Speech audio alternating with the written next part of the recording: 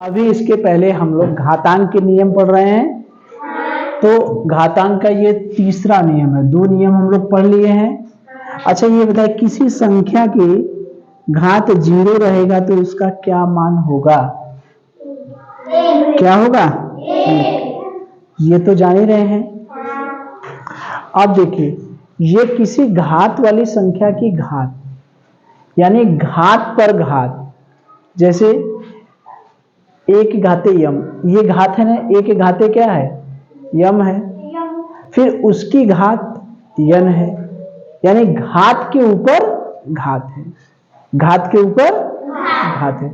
जैसे मान लीजिए ऐसे है, 5 के घाते क्या है? यहाँ 3 है, ठीक है। अब इसके घात भी हमने लगा दिया 4, तो ये क्या हो गया? घात के ऊपर घात।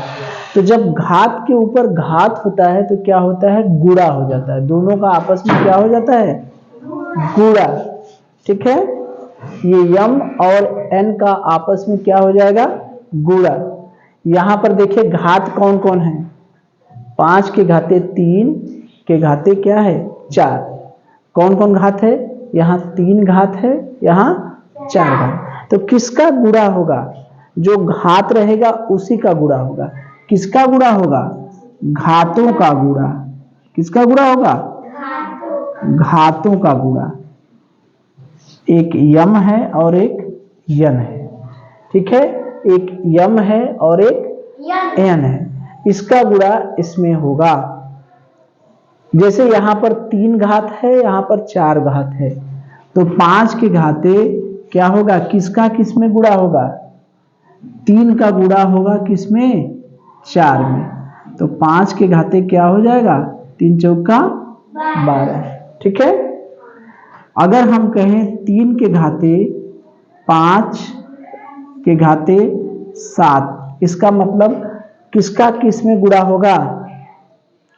3 के घाते किसका किस में गुणा होगा? 3 में 5 का गुणा होगा?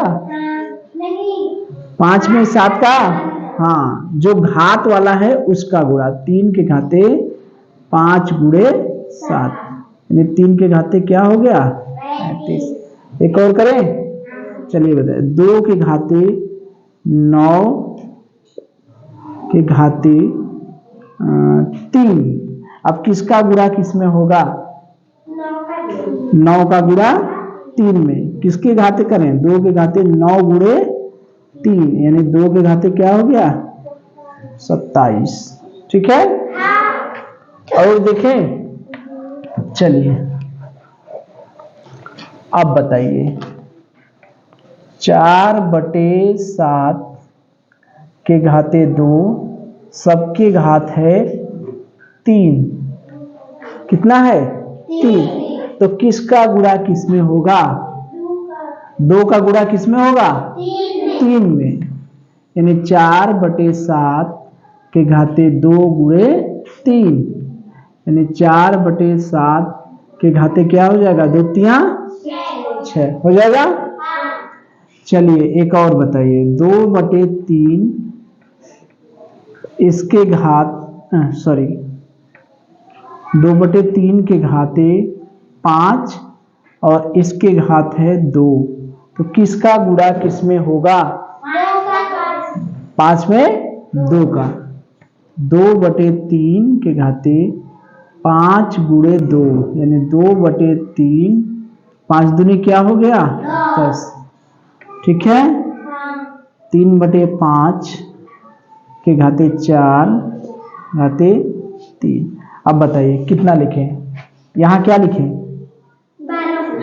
3/5 के घाते क्या होगा? 4 तिया 12, यानी 4 गुणे 3, यानी 3/5 के घाते क्या हो जाएगा? 12, ठीक है। एक और बताएं, ठीक है। 3 के घाते 7 के घाते 4, तो 3 के घाते क्या होगा? 7 और क्या? 7 में 4 का क्या करें? गुणा। 7 गुणे 4, यानी 3 के घाते क्या हो गया? 28, 7 चौक 28। तो ये है कि घात के ऊपर घात रहता है तो हम क्या करते हैं, घातों का क्या करते हैं, गुणा। घात क्या है, एक के घात यम है और एक के घात यम है, यही ना हो जाता है। तो घातों का क्या करते हैं, गुणा कर देते हैं। तो इस तरह से हल कर लेंगे। चलिए।